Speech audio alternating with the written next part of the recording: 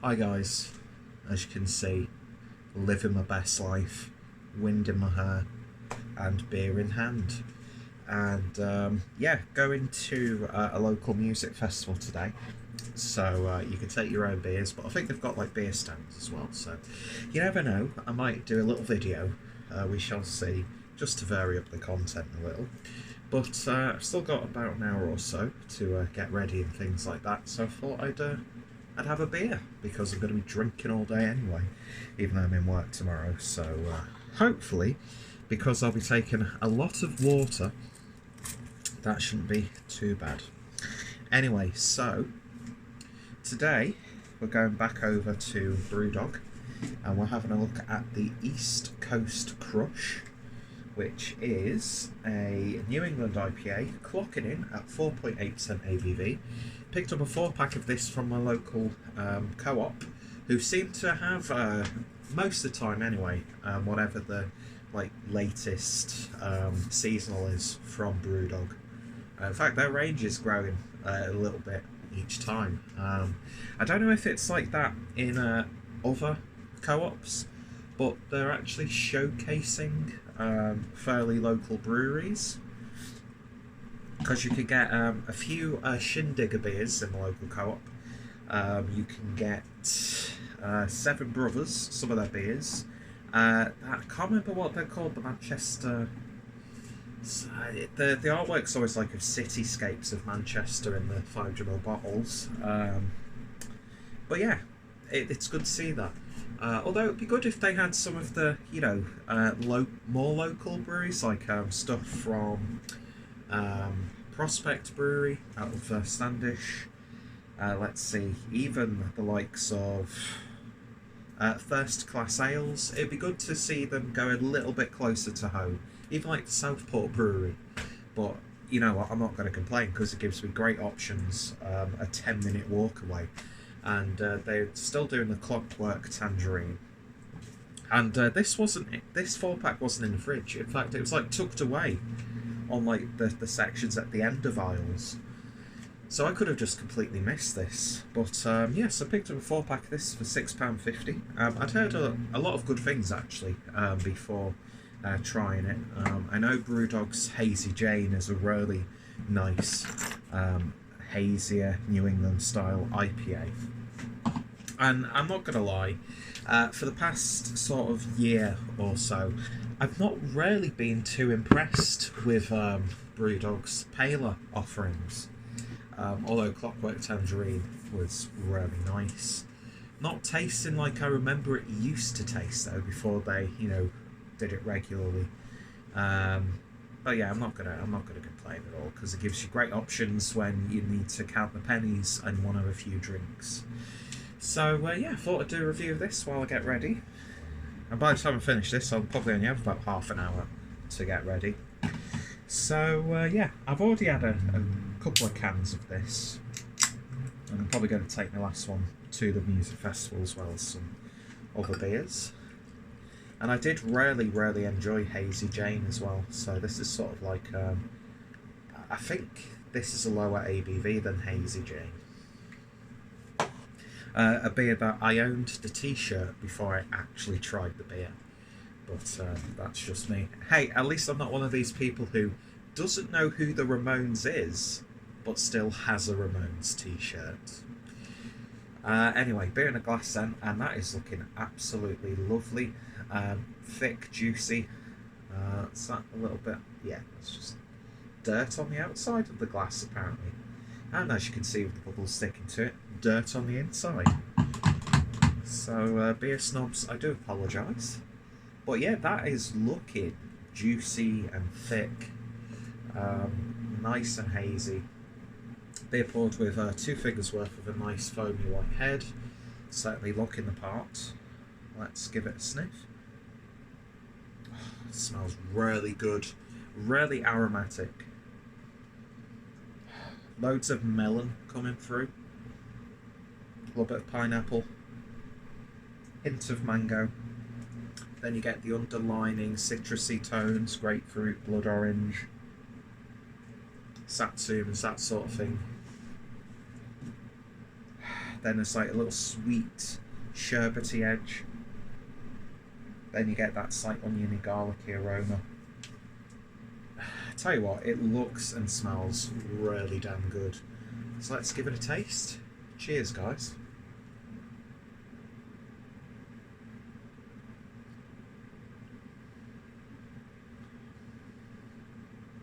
Yeah. This is a really, really good lower ABV pale ale. 4.8%. It's got a lovely body to it. Yeah, it's still got that like little bit lighter than you would expect body from BrewDog in their pale beers, but it's not like a watery sort of thin body by any stretch. There's a little bit more of a citrusy sharpness that comes through.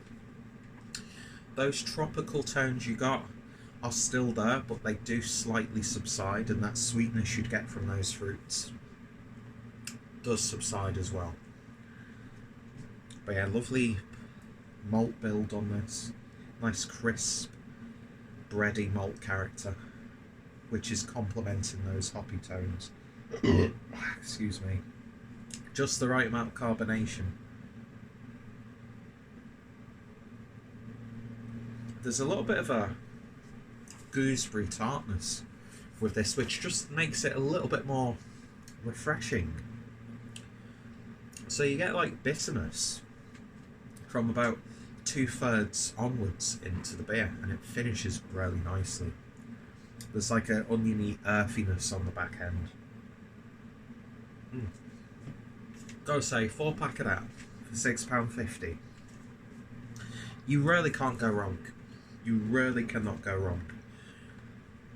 You know, I live in a small town called Skelmersdale, as you guys know. Great industry links, because we've got like the industrial estate and lots of big companies work there. But didn't really, well, it's like a lot of small towns. Doesn't really have a beer scene.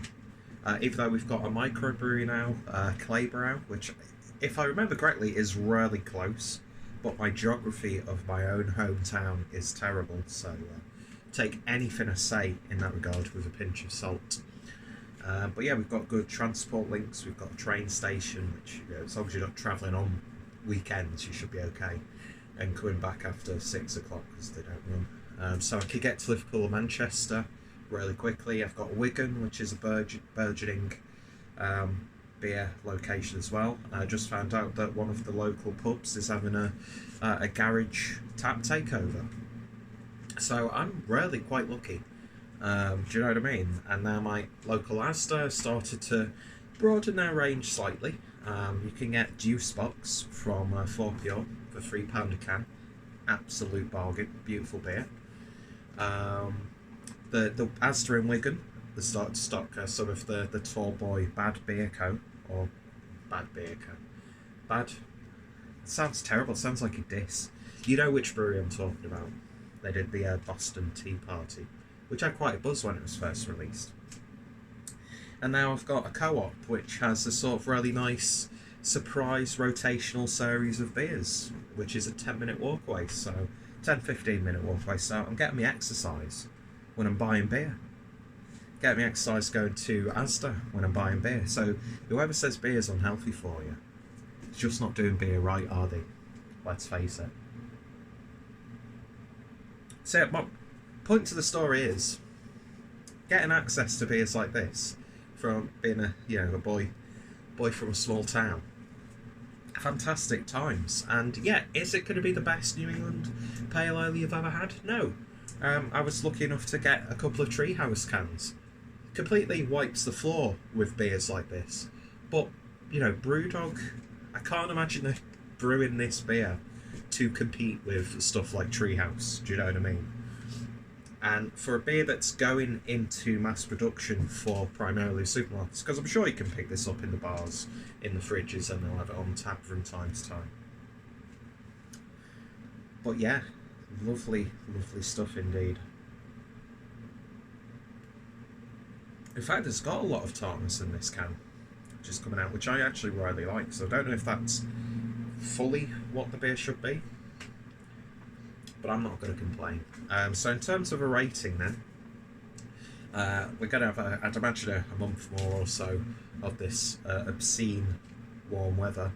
So I can see myself just going up to a local co-op when barbecues or meetups are happening and just picking up more 4-packs of this.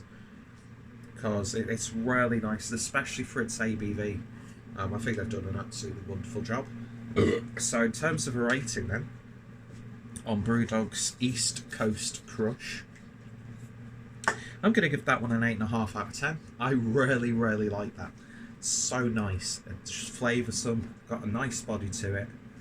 But you can tell it's a BrewDog beer. It's got those, you know, classic BrewDog flavours that nobody can really ever put the finger on, but you just know it's a BrewDog beer.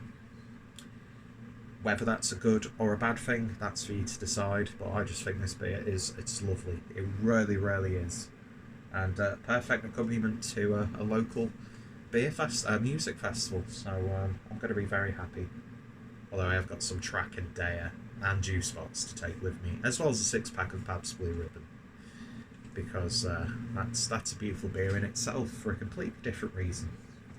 Anyway, so if you've tried this one, let me know your thoughts and opinions down below. Are you a fan of BrewDog? Am I a fan of their pales? I love BrewDog's darker beers. Some of the best impy stouts that I've had recently have been brewed by BrewDog. They're really good at lagers, even though they rallied against macro lager. Yeah, I don't care about how much money BrewDog are making. I don't care how big their production is, and I don't care how many bars they're opening up across the world. As long as they keep brewing beers that I find tasty, why would I ever complain? So yeah, I've waffled on for way too long. Thank you guys for watching, and yeah, I should hopefully see you all later. Cheers.